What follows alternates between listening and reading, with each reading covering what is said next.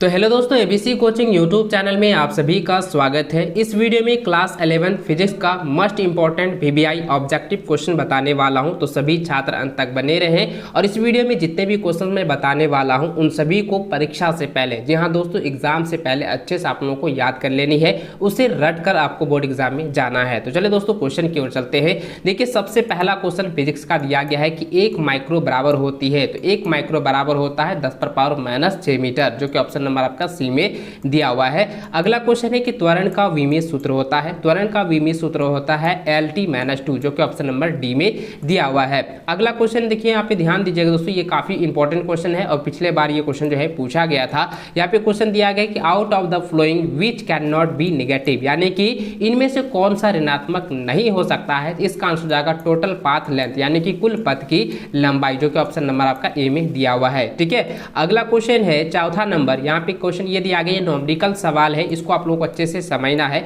देखिए, ये सवाल दिया है कि एक पिंड 20 मीटर प्रति सेकंड के वेग से चलना जो है प्रारंभ करता है।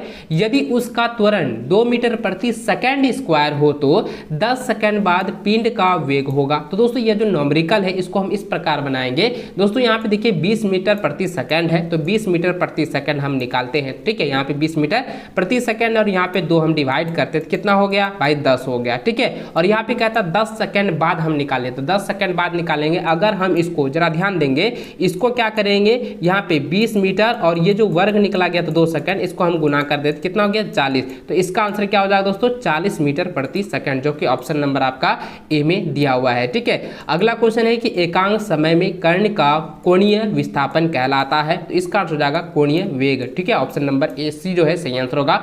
एकांक समय में अगर कर्ण का है तो उसको डायरेक्ट आपको बता देना है कि वह जो है वो कोणीय वेग कहलाए, क्योंकि यहाँ पे कोणीय विस्थापन जो है वो कोणीय वेग ही कहलाता है। ऑप्शन नंबर सी जो है सही आंसर होगा। अगला क्वेश्चन देखिए, ये काफी इंपॉर्टेंट सवाल है और ये जो है पिछले वर्ष भी पूछा गया था।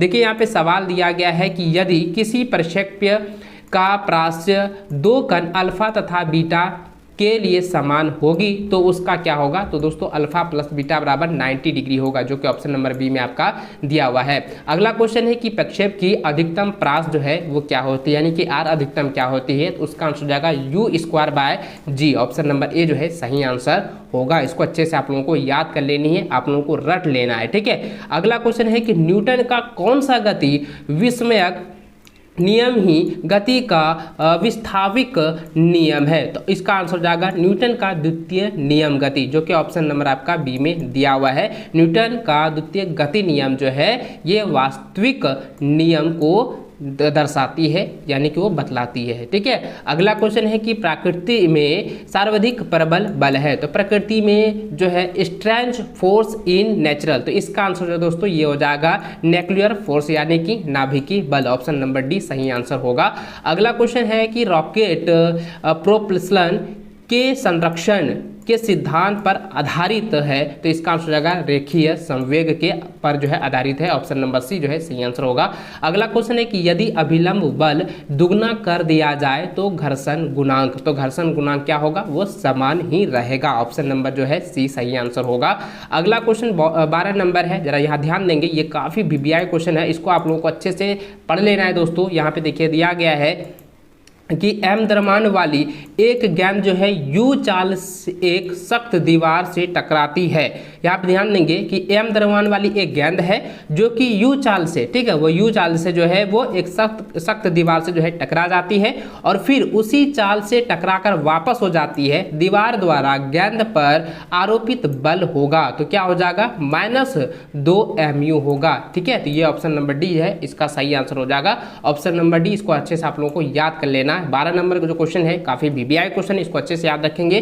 द्रव्यमानांक का दिया गया है, द्रव्य से लेकर जो दिया गया, यानी कि ये जो है गुरुत्वाकर्षण नियम से जो है यहाँ पे पूछा गया है। ठीक है, अगला क्वेश्चन देखिए 13वां नंबर क्वेश्चन है कि निम्नलिखित में से कौन सा एक संरक्षी बल नहीं है, तो इसका आंसर जाएगा घर्षण बल, ऑप्शन नंबर ए। ठीक है, अगला क्वेश्चन है कि 1 किलोवाट घंटा बराबर होता है, तो 1 किलोवाट घंटा बराबर होता है 3.6 × 10⁻6 जूल, जो कि ऑप्शन नंबर बी में आपका दिया हुआ है। प्रश्न देखें तो यहाँ पे ये भी जो जो है एक न्यूमेरिकल है, इसको आप लोगों को अच्छे से पढ़ लेना है। देखिए यहाँ पे सवाल दिया गया है कि एक क्रेन 20 सेकंड में 10 मीटर ऊंचाई तक 100 किग्रा के एक द्रव्यमान को उठाती है, क्रेन की शक्ति है। तो दोस्तों इसका हम न्यूमेरिकल अगर बनाए तो इसका आंसर जो होगा वो हो जाएगा ऑप्शन नंबर डी 500 वाट। इसको आप लोगों को अच्छे से याद कर लेना है। अगला क्वेश्चन कहता है कि कोणीय संवेग का मात्रक है। कोणीय संवेग का मात्रक होता है किग्रा मीटर स्क्वायर प्रति सेकंड, जो कि ऑप्शन नंबर बी इसका सही आंसर होगा। अगला क्वेश्चन दिया है कि गोले का स्पर्श रेखा के परित द्रव्यमान m एवं त्रिज्या r के किसी ठोस गोले का जड़त्व आघूर्ण क्या है। तो इसका आंसर हो जाएगा ऑप्शन नंबर जो है डी इसका सही आंसर होगा 7/5 मीटर r mr स्क्वायर। ठीक है, ये वाला इसको अच्छे से याद कर लेना है। m क्या है, ये द्रव्यमान है, r जो है त्रिज्या है, यानी कि m गुना यानी कि द्रव्यमान गुना त्रिज्या स्क्वायर। ठीक है, इसको अच्छे से आप लोगों को याद कर लेनी है। 17 नंबर क्वेश्चन जो है काफी VBI है, पिछले बार भी यह पूछा गया था, इसको अच्छे से आप लोगों को याद करना है। अगला क्वेश्चन 18 नंबर दिया गया है, यह भी एक न्यूमेरिकल है। देखें यहाँ पे दिया गया है कि किसी मोटर के पहिए की कोणीय चाल 16 सेकंड में 1200 आरपीएम से 3120 आरपीएम तक बढ़ जाती है। मोटर के पहिए का कोणीय त्वरण है। तो कोणीय त्वरण क्या निकालना है दोस्तों, इसका निकल जाएगा। देखिए 16 तो 4 चौक हो जाता 16, तो यहाँ पे 4 तिया 12, तो ये कट जाएगा। तो इसका आंसर क्या हो जाएगा 4 पाई रेडियस। ठीक है, 4 पाई रेड एस पर पावर -2, जो कि ऑप्शन नंबर आपका बी में दिया हुआ है। अगला क्वेश्चन है कि केपलर का प्रथम नियम कहलाता है। तो केपलर का प्रथम नियम कहलाता है कक्षाओं के नियम, यानी कि law of the orbit. Option number इसका ए सही आंसर हो जाएगा। अगला क्वेश्चन कहता है कि जी का मान होता है। देखिए दोस्तों मैंने आपको बताया था ना कि छोटी जी जो होता है वो किसके लिए होता है। तो छोटी जी होता है वो ध्रुवों पर अधिकतम मान को दर्शाने के लिए होता है। तो यहाँ पे हो जाएगा जी का मान जो होता है वो ध्रुवों पर अधिकतम। ठीक है, जो कि ऑप्शन नंबर आपका ए सही आंसर होगा। अगला क्वेश्चन 20 नंबर जो है काफ़ी VBI है, इसको आप लोगों को अच्छे से याद कर लेनी है। यहाँ पे सवाल दिया है कि यदि पृथ्वी की सतह के निकटतम कक्षा के लिए किसी उपग्रह का पलायन वेग VE हो तथा कक्षीय वेग V0 हो तो यह संबंधित है। तो इसका फॉर्मूला पूछा जा रहा है। तो दोस्तों यहाँ पे जो इसका ऑप्शन नंबर डी है वो आपका सही आंसर हो जाएगा VE बराबर √2 V0, जो कि ऑप्शन नंबर आपका डी में दिया हुआ है। इसको अच्छे से आप लोगों को याद कर लेनी है। चलिए अगला क्वेश्चन की ओर चलते हैं। तो देखिए यहाँ पे अगला क्वेश्चन आपका दिया हुआ है, कहता है ये जो इंपॉर्टेंट सवाल है ये काफ़ी VBI है, और यहाँ पे ये जो क्वेश्चन पूछा गया नहीं बार बार पूछा जा रहा है। यहाँ पे क्वेश्चन ये दिया गया कि निम्नलिखित में सर्वाधिक प्लास्टिक पदार्थ कौन सा है। तो इसका आंसर हो जाएगा दोस्तों प्लास्टिक। ये वाला आंसर जो है काफ़ी VBI है और काफ़ी इजीली भी है। ठीक है, अगला क्वेश्चन यहाँ पे दिया गया कि हुक के प्रत्यक्षता के नियमानुसार यदि प्रतिबल बढ़ता है तो प्रतिबल से विकृति का अनुपात है। तो इसका आंसर हो जाएगा नियत रहता है, जो कि ऑप्शन नंबर डी में आंसर दिया गया है। यानी कि अगर मान लीजिए प्रतिबल बढ़ता भी है तो प्रतिबल की जो स्वीकृति रहेगी या विकृति रहेगा उसका जो अनुपात होगा वो एकदम सेम रहेगा, जो शुरुआत में था वही रहेगा, क्योंकि उसका जो नियत होता है वो नियत ही स्थिर रह जाता है। ठीक है, चलिए अगला क्वेश्चन देखिए। तो यहाँ पे दिया गया यूनिट ऑफ डेंसिटी इज, तो यानी कि घनत्व का मात्रक होता है। तो घनत्व का मात्रक होता है किग्रा मीटर -क्यू। ठीक है, ये ऑप्शन नंबर आपका जो है सी आंसर हो जाएगा किग्रा मीटर पर -3। ठीक है, ये ऑप्शन नंबर जो है सी इसका सही आंसर होगा, इसको याद कर लेंगे। अगला क्वेश्चन दिया गया कि निम्नलिखित में से कौन सा उपकरण वायुमंडलीय दाब मापने के लिए प्रयुक्त किया जाता है या उपयुक्त किया जाता है। इसका आंसर हो जाएगा दाब मापी, जो कि ऑप्शन नंबर बी में दिया हुआ है। अगला क्वेश्चन है कि ठोस पदार्थ गर्म किए जाते हैं। तो इसका आंसर हो जाएगा चलन विधि द्वारा। ठीक है, चालन विधि द्वारा, ऑप्शन नंबर ए सही आंसर होगा। अगला क्वेश्चन कहता है कि विलिगत निकाय की आंतरिक ऊर्जा है। तो इसका आंसर दोस्तों यहाँ पे समझेंगे। यहाँ पे दिया गया internal energy of an isolate system. तो इसका आंसर जो दोस्तों ये हो जाएगा रैमन-शेफ, जो कि ऑप्शन इसका जो है पूर्वतः रहती है। ऑप्शन नंबर सी इसका सही आंसर होगा।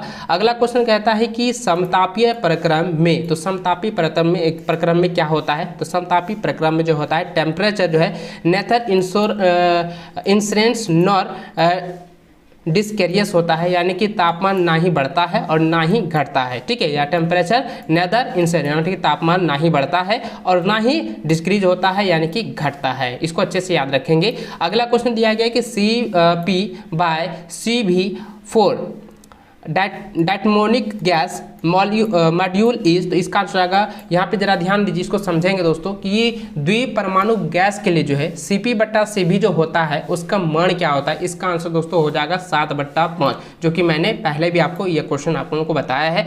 अगला क्वेश्चन देखिए दिया गया है कि आदर्श गैस समीकरण क्या है। तो आदर्श गैस का जो समीकरण होता है वो होता है PV/RT, जो कि ऑप्शन नंबर आपका PV बराबर RT होता है, मैंने मिस्टेक से बता दिया। तो PV बराबर जो है RT होता है, इसको अच्छे से याद रखेंगे।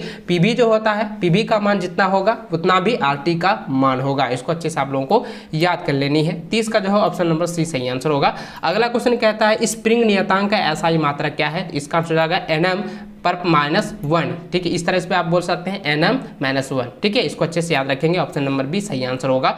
अगला क्वेश्चन दिया है कि सरल आवर्ती गति करते हुए कण का आयाम a है, यह एक आवर्तकाल में कण द्वारा तय की गई दूरी क्या होगी। तो इसका आंसर जाएगा 4a, ऑप्शन नंबर जो है डी सही आंसर होगा। अगला क्वेश्चन दिया गया कि निम्न में से कौन सी गति सरल आवर्त गति नहीं है। तो इसका आंसर होगा दोस्तों सूर्य के चारों ओर ग्रह की गति, क्योंकि ये जो है सूर्य अगर यहाँ पे है तो इसके चारों ओर जो है ग्रह जो गति करती है ये क्या होता है, घूर्णन गति होती है। यहाँ पे ये पूछा है सरल आवर्त गति, तो आवर्त गति ये जो है नहीं है, ये बिल्कुल भी आवर्त गति नहीं है, इसलिए इसका सही आंसर ऑप्शन नंबर सी हो जाएगा। अगला क्वेश्चन दिया है speed of sound wave in air, तो यानी कहता है वायु में ध्वनि तरंग की चाल जो होती है वो कितनी होती है, या उसको यहाँ पे देखिए इसका आंसर हो जाएगा आर्द्रता में वृद्धि के साथ जो है यह बढ़ती रहती है, ठीक है, जो ऑप्शन नंबर सी जो है सही आंसर होगा। अगला क्वेश्चन देखिए यहाँ पे दिया गया है कि किसी माध्यम में अनुदैर्ध्य तरंगों के संचरण के साथ संचारित राशि है। तो इसका आंसर जो दोस्तों ऊर्जा, ऑप्शन नंबर जो बी है उसका सही आंसर हो जाएगा। इस तरीके मैंने जो है फिजिक्स के 35 क्वेश्चन आप लोगों को बताए हैं। इन सभी क्वेश्चनों को आपको अच्छे से याद कर लेना है। एग्जाम से पहले हमेशा जो है इसको याद करके रखना है, पढ़ लेना है और इसे अच्छी तरीके से हो सके तो रट लीजिएगा। इससे कई सारे क्वेश्चन आपके बोर्ड की परीक्षा में पूछे जाएंगे। तो चलिए दोस्तों इस वीडियो में बस इतना ही, मिलता है नेक्स्ट वीडियो में, तब तक जय हिंद, वंदे मातरम। चैनल पर पहली बार आए हैं, चैनल को जरूर सब्सक्राइब करके रखिएगा।